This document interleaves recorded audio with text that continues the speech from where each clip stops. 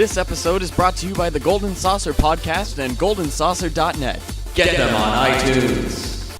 Hey Internet, welcome to another episode of Post Review where we look into the content of all mediums and score them on multiple levels. I'm Ninja Mac and I'll be your host for today's game in the spotlight, Dragon's Dogma, perhaps one of the most representative titles of the fantasy action RPGs. Please note that this is not a strictly professional review, just what we would rate them ourselves.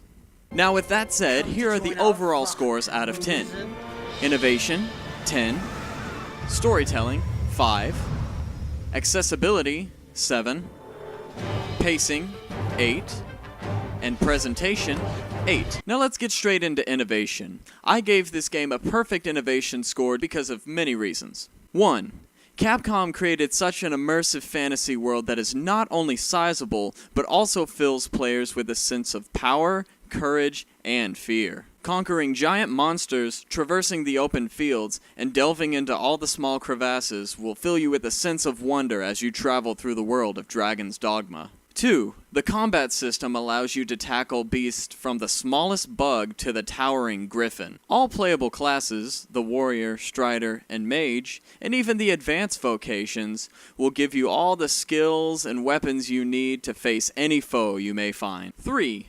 The pawn system, while a little bit difficult to understand at first, integrates teamwork and party management into your adventure, despite how annoying these pawns actually are. Now on to the storytelling. As you start the game, the story seems fairly clear-cut, but the lack of score in this category comes from its inconsistency throughout your playthrough. Now, without giving away any major spoilers, your character starts out getting his ass kicked by a giant dragon, and naturally you set out on an adventure to kill him. The giant story gap starts almost as soon as you leave the first city and travel on to the capital city. When you arrive, you're forced to do the most meaningless tasks in order to complete your dragon hunt, even though you can't really feel any progress towards it at all. The dragon doesn't even appear again until about 90% through your playthrough, and even then, by complete surprise. So although you follow a central theme, the quest system of go here, do this, and come back really makes you feel like more of a glorified errand boy rather than a noble adventurer slaying towering beasts.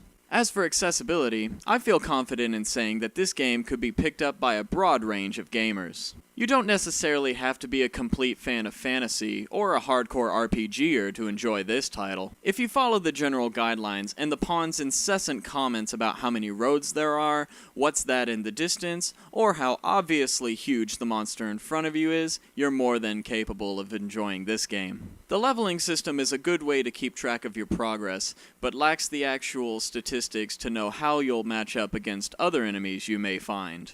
If you wander out into the wilderness with no idea what to expect, you're just as likely to run into a cyclops or a chimera as you would a sweet, harmless deer.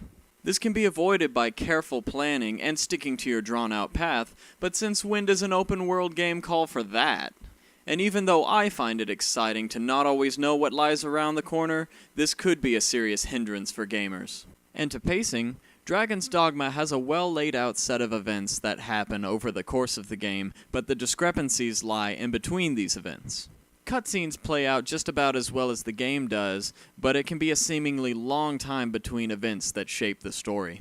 It could be argued that the story is separated out into acts, indicated by the important events that take place, but the most exciting parts of the game take place in those cutscenes, and not as part of the gameplay. The campaign, apart from your time directly pursuing the dragon, doesn't completely suck, although it can feel ill-paced and sometimes drags on repetitiously. And of course, presentation. Just about everything that this game shows you is above average, namely the landscapes, character growth, boss and big monster fights, excellent visual effects, use of lighting, and even the voice acting is pretty spot on.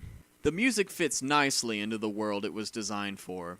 I feel like a game like this doesn't call for much of a soundtrack, and its minimalistic design definitely complements that. My biggest complaint in the presentation would have to be the previously stated story gaps, the ever so annoying pawns, the lack of direction to start and even progress through some quests. And I'm even sorry to say that I wasn't entirely impressed with the character creation system, although that's probably because I'm very picky with my character creators.